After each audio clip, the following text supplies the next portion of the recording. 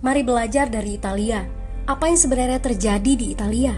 Apa yang bisa kita jadikan contoh agar tidak terjadi di Indonesia?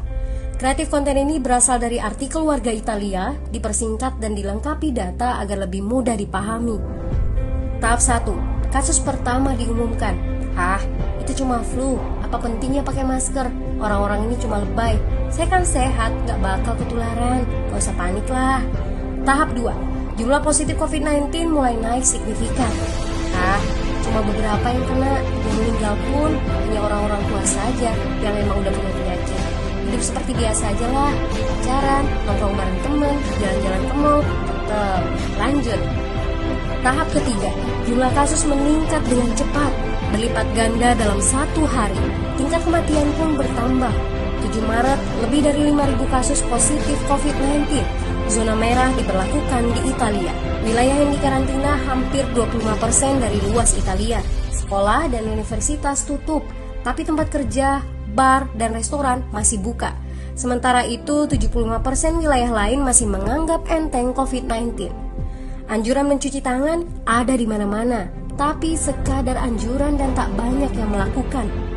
Tahap 4. Jumlah kasus meningkat pesat. Sekolah dan universitas ditutup selama sebulan. Darurat nasional pun diberlakukan. Rumah sakit menambah kapasitas, seluruh kamar dibersihkan untuk memberi ruang bagi pasien COVID-19. Tapi tak ada cukup dokter dan perawat. Ada terlalu banyak kasus pneumonia, terlalu banyak pasien perlu ICU, tapi ruangannya sudah habis, ventilator habis. Pada titik ini seperti kondisi dalam perang. Dokter harus memilih siapa yang akan diobati berdasarkan peluang bertahan hidup. Itu berarti pasien lanjut usia dan punya penyakit bawaan seperti hipertensi, diabetes, stroke tidak masuk prioritas karena tidak ada lagi ruang. Sistem layanan kesehatan seketika runtuh. Tahap 5. 9 Maret mencapai lebih dari 9.000 kasus. Seluruh kota Italia lockdown.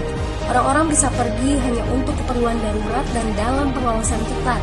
Semua bisnis masih dibuka karena jika tidak, ekonomi akan runtuh. Itu kebijakan pemerintah.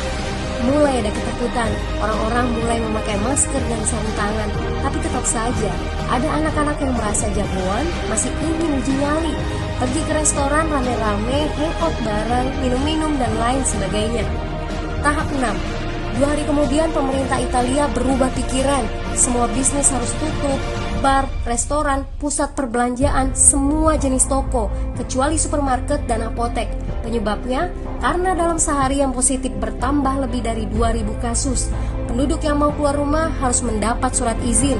Surat izin ini didapatkan dari pos pemeriksaan polisi yang disebar di berbagai lingkungan. Yang melanggar bisa kena denda 3,3 juta rupiah. Bagi pasien positif yang tidak mau mengkarantina diri, bakal dituntut dengan pasal pembunuhan, hukuman 1-12 tahun penjara. 21 Maret jumlah korban meninggal di Italia terus meningkat melampaui Cina. Sebagai gambaran, luas Italia itu kurang lebih 2 kali Pulau Jawa. Penduduknya lebih dari 60 juta jiwa. Lalu apa yang harus kita pelajari dari Italia? Yuk, mulai dari diri sendiri, mulai dari di rumah aja. Jaga kebersihan lalu isolasi diri dan keluarga. Tidak keluar rumah kecuali sangat penting. Ini saatnya memulai solidaritas. Yang mampu harus mulai membantu yang tidak mampu. Ini adalah bentuk usaha dan doa kita semua. Semoga badai corona ini segera berlalu. Mari memulai kekompakan dengan membagikan informasi ini. Di rumah aja, mari belajar dari Italia.